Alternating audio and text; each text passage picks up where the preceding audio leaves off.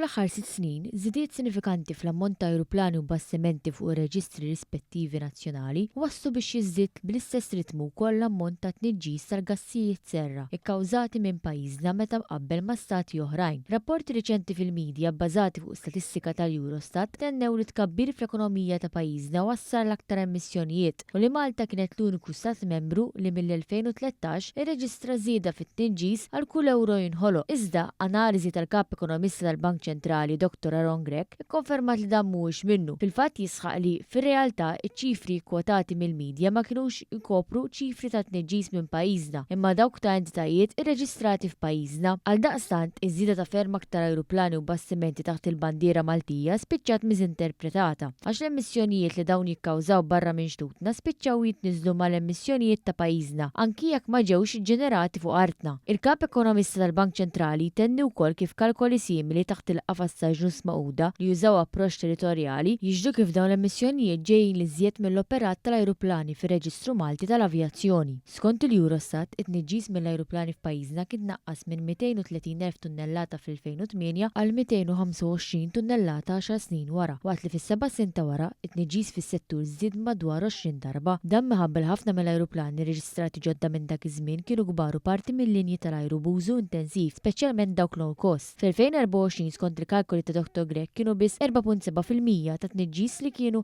marbutin direttament mal-ispazju tal-ajru ta' pajjiżna. Jekk wieħed jikkunsidra l-emissjonijiet mill-ajruplani li joperaw minnu lejn Malta fuq it-territorju tagħna, l-intensità ta' tniġġis komplet tonqos fl-aħħar snin, tant li sal-2024 din kienet madwar kwart ta' livelli li kellu pajjiżna 20 sena ilu. Il-Bank Ċentrali jsostni wkoll kif sa nofs l-2020 l-emissjonijiet kienu tnaqsu b'mod sinifikanti. Dan jirreferi għal perjodu fejn ittieħdu fost iżjed deċiżjonijiet importanti fis-settur tal-enerġija bħal il-luq ta' Power Station tal-Marsa, il-qalba mill-heavy fuel oil għal gass u tħaddim tal-ewwel interconnector. Fi-żmien li ġej dan mistenni jkompli jtjieb deċiżjonijiet oħrajn strateġiċi laħa gvern Laburista bħal tħaddim tat-tieni interconnector l-offshore wind farms u s-sejħa internazzjonali għal proġetti f'territorji barranin. Dr. Grech sostna wkoll fl-analiżi tiegħu li minkejja titjib fl-aħħar snin xorta waħda jifdal sfidi għal politika nazzjonali dwar tibdil fil-klima, inkluż fejn jitlu miri Ewropea trasport, l-agrikoltura u l-iskart.